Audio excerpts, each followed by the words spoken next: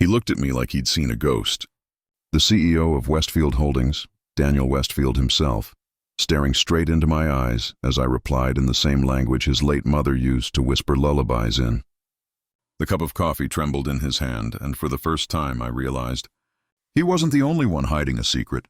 If you want more stories like this, subscribe to my YouTube channel, Mafia Hidden Diary. The espresso machine hissed behind me, drowning out the hum of morning chatter. My hands moved automatically, grind, tamp, pour, though my mind was nowhere near coffee.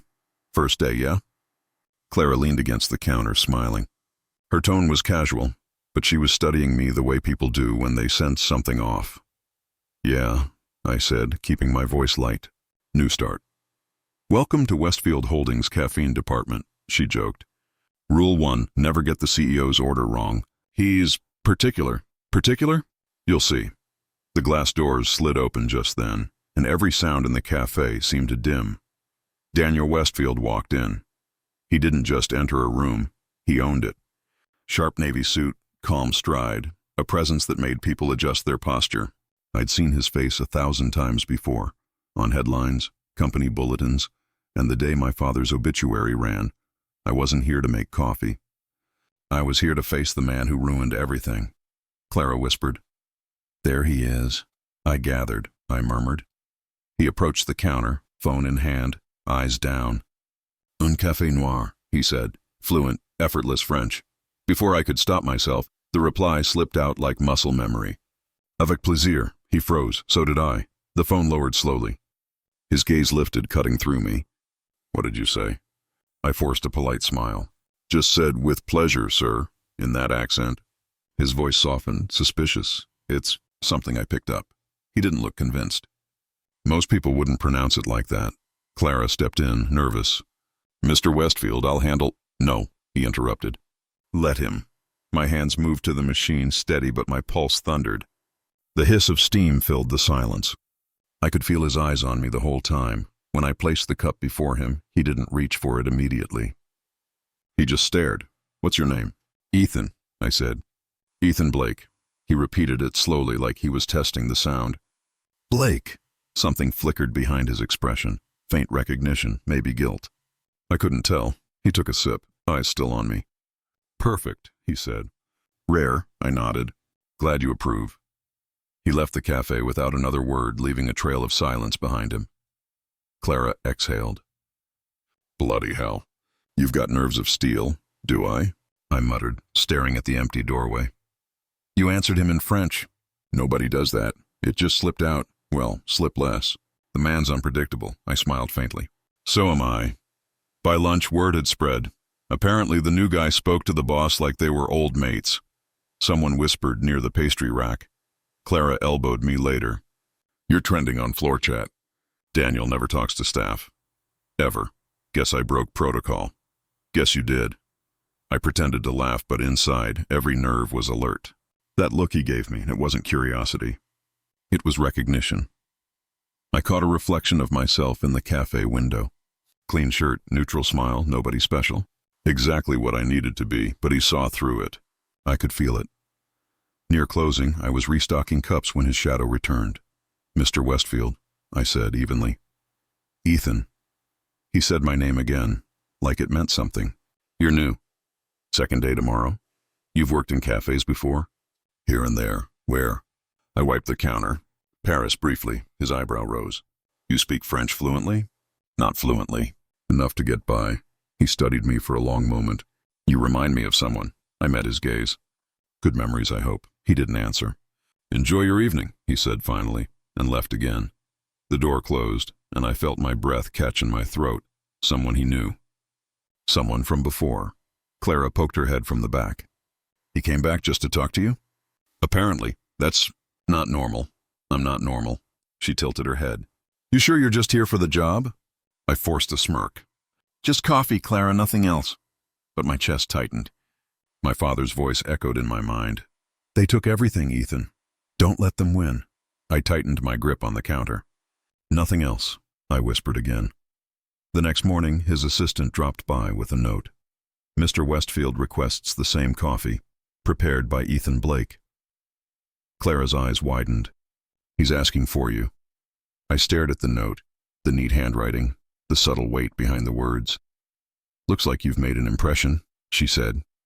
"Yeah," I replied quietly. "That's what I came for." That night I couldn't sleep. The hum of the city outside my flat felt louder than usual. I stared at the ceiling and replayed every second of that morning. His tone, his look, the pause before he spoke my name. Did he know who I was? Did he remember my father's name from the lawsuits, from the scandal they buried years ago? Or was it just my paranoia? Either way, the game had begun, and I wasn't planning to lose this time.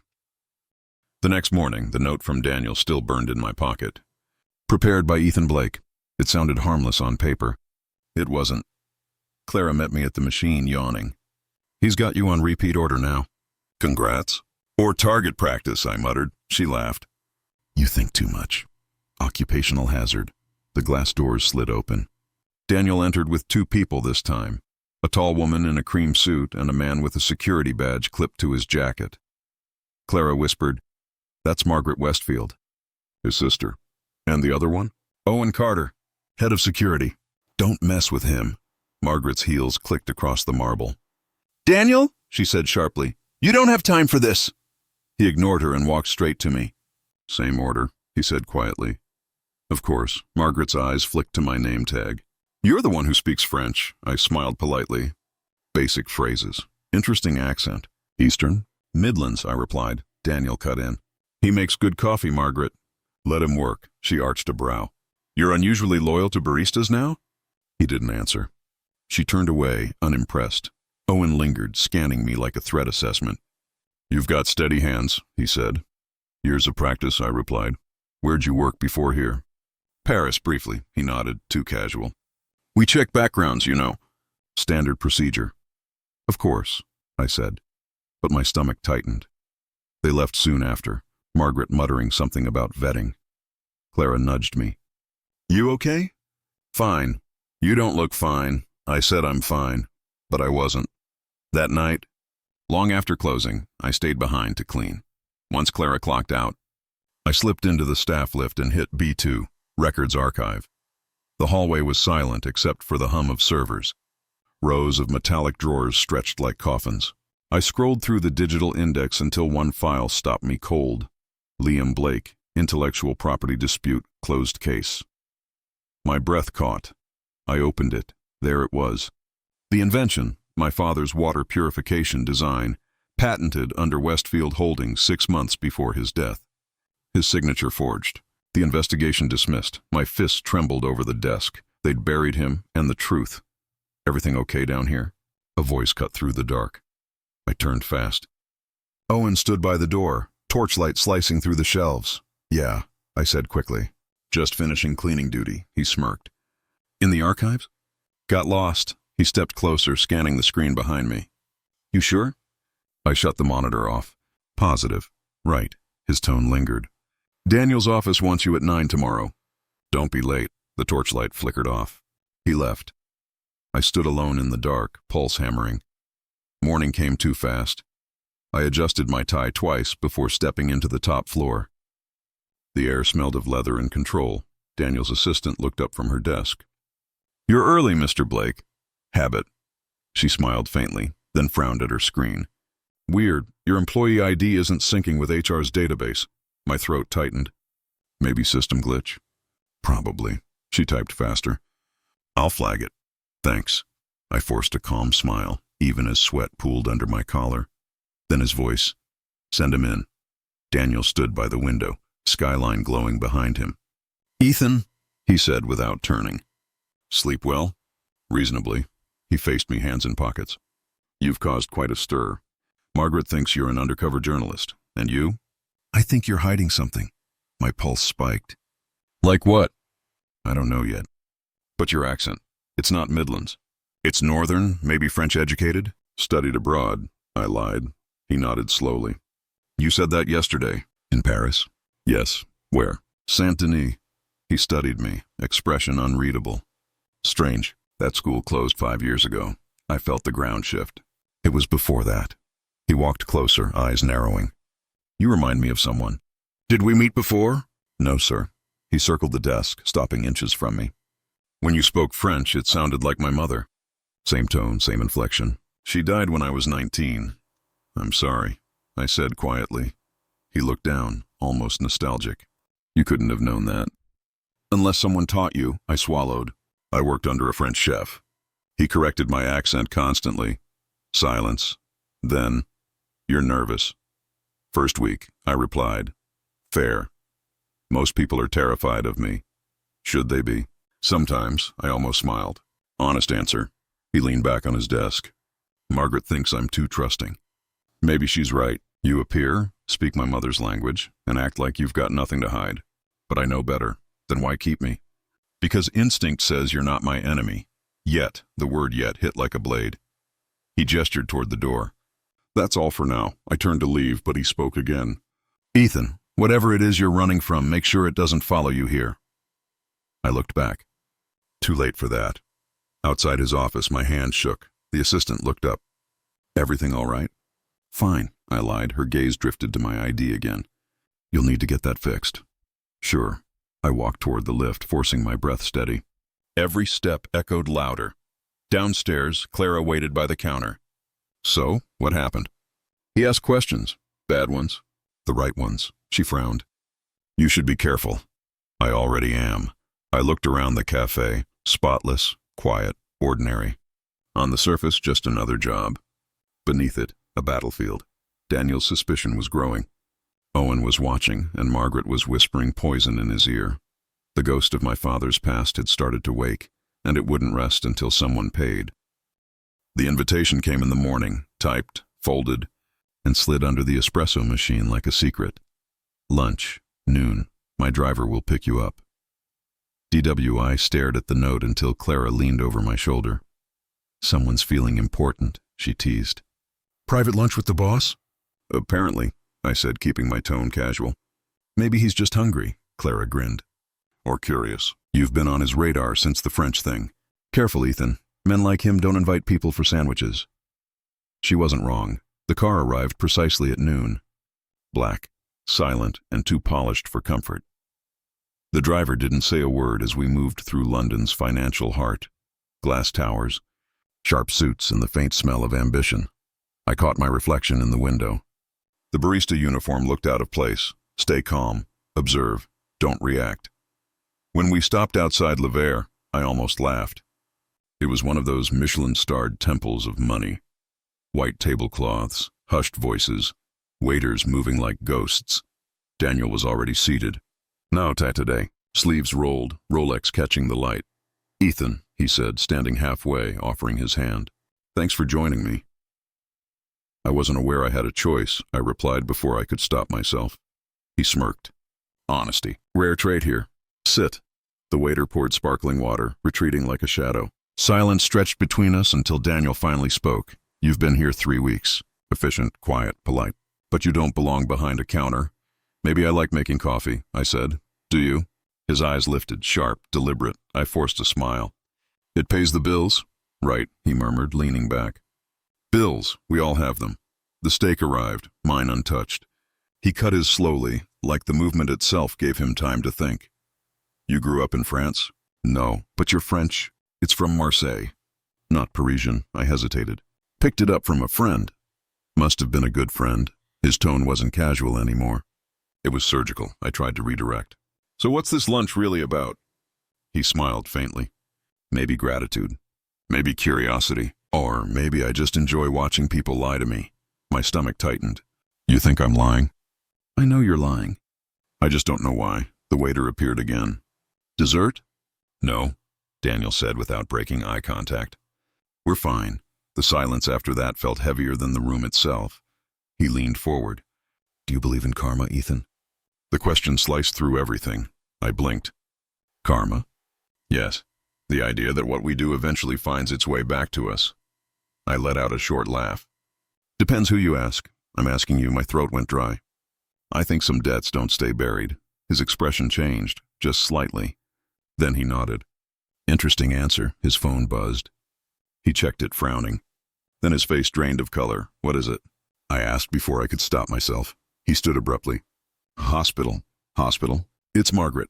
His voice cracked for the first time. She's been in an accident. Chairs scraped, napkins fell, the illusion shattered. He didn't even look back as he left.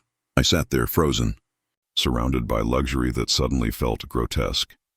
Margaret Westfield, cold, perfect, untouchable, now fighting for her life. Karma, he'd said. When I finally stepped outside, the city air hit me like a slap. Reporters were already circling the building, phones buzzing with breaking alerts. "Ethan!" a voice called. I turned. She stood across the street, trench coat, dark hair, eyes that hadn't changed in 10 years. "Isabel Lane." "Isabel?" "Took you long enough," she said, crossing fast. "You still attract trouble like a magnet. I thought you were in Berlin." I was, until I saw a familiar face pop up at Westfield Holdings. "You shouldn't be here." "Too late for that," she exhaled. "Then listen carefully. Margaret's crash isn't an accident. Someone's cleaning up." My pulse spiked.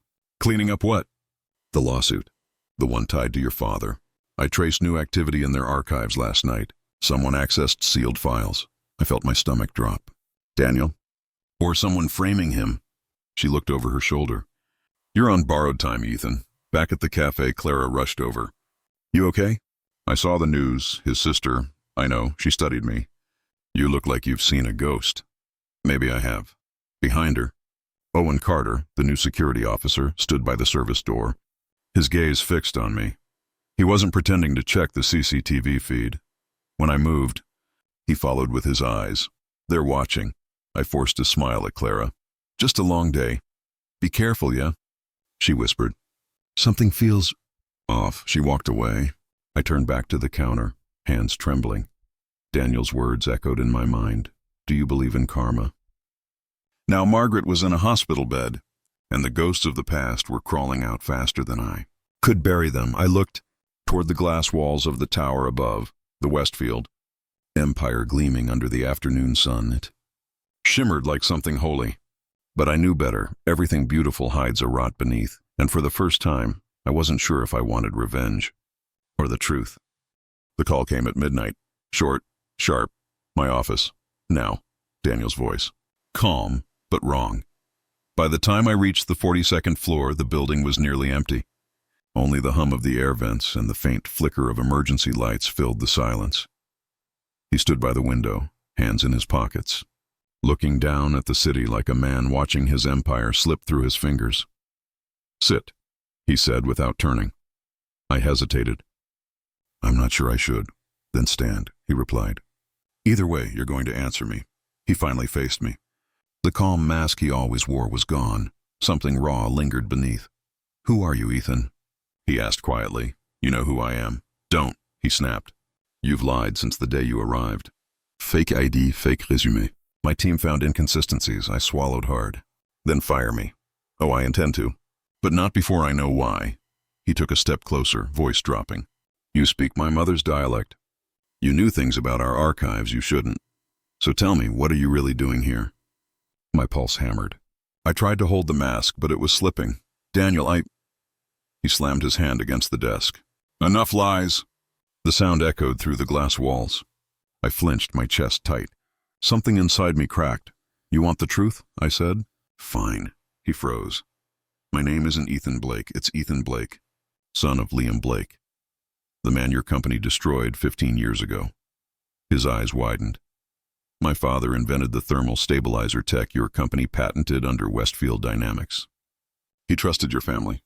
Then he lost everything. His work, his name, his life." Daniel didn't speak. Not at first. Just stared at me, jaw tight, eyes unreadable. When he finally spoke, his voice was barely a whisper. "Your father was a good man." The air went still. I blinked, unsure if I heard him right. "You knew him?" He nodded slowly. "I was 16 when it happened. He used to visit our home. My father called him brilliant, too honest for business." Anger surged. "Honest." "You stole his life's work." "I didn't," Daniel said, his tone steady but hollow. "Margaret did." I laughed bitterly. "Convenient." He walked to a drawer, pulled out a folder, and tossed it on the table. "You think I'm lying?" "Read."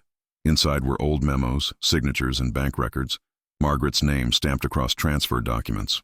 "She sold your father's prototype to an overseas firm," Daniel said. "My father covered it up to protect the company's image. I found out years later. By then it was too late." I stared at the papers, my throat burning. You expect me to believe this? I expect you to see the truth, he said. I've carried that guilt ever since, I wanted to shout. To call him a liar. But the look in his eyes, grief, not performance, stopped me. I came here for revenge, I whispered. Everything I've done was for him, he exhaled slowly. And what now? I didn't answer. Because I didn't know. The room felt smaller, tighter. The truth didn't set me free. It trapped me. Daniel poured a glass of whiskey, pushed it toward me. Your father deserved justice. So do you, I shook my head. Justice died with him. He looked away. Maybe not. The door burst open. Owen Carter stormed in, gun holstered but hand ready. Sir, step away from him. Daniel turned, frowning. What the hell are you doing? Owen's eyes locked on me. He's not who he says he is. I ran a check. His credentials are fake. He's been stealing data. That's not true, I said quickly. Save it. Owen moved closer. We found your access logs in the secure server. You were digging into restricted files. I was looking for my father's name.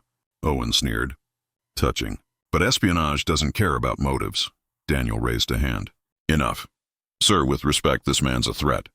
Daniel's tone turned lethal. I said enough. The silence that followed was suffocating. Owen's jaw tightened. You're protecting him? Daniel's gaze shifted between us. I saw the war in his eyes, duty versus guilt. Finally, he said, Leave him to me. Sir, that's an order. Owen hesitated, glaring at me before storming out. The door slammed, the echo lingering like a threat. I exhaled shakily. You just made yourself a target. So did you, he said. We stood there, two men bound by a past neither of us fully understood. Why protect me? I asked. Daniel stared out the window. Because maybe this is how I make it right. By hiding another crime? He turned back, voice low. By facing one. Something inside me shifted, resentment colliding with something close to pity. Margaret won't forgive this, I said. She doesn't have to. He walked to the door, paused. You've spent years chasing vengeance, Ethan, but revenge doesn't rebuild anything. Then what does? Truth, he said simply, even when it ruins you. When he left, I sank into the chair, the document still open before me. My father's signature stared back, proof of everything I'd lived for. Proof that my enemy might not be the man I thought outside. Thunder rolled over London. The mask I'd worn cracked completely.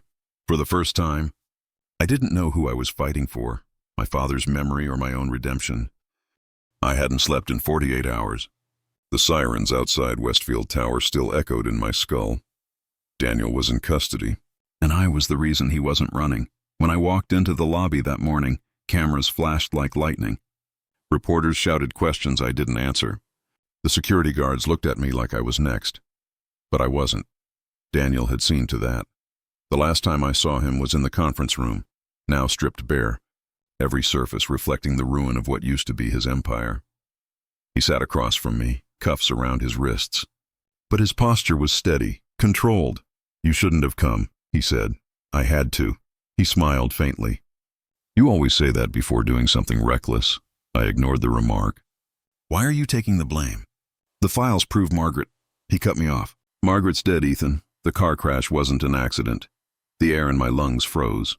You're saying, I'm saying someone cleaned up the mess. The board needed a scapegoat. I was convenient. I stared at him.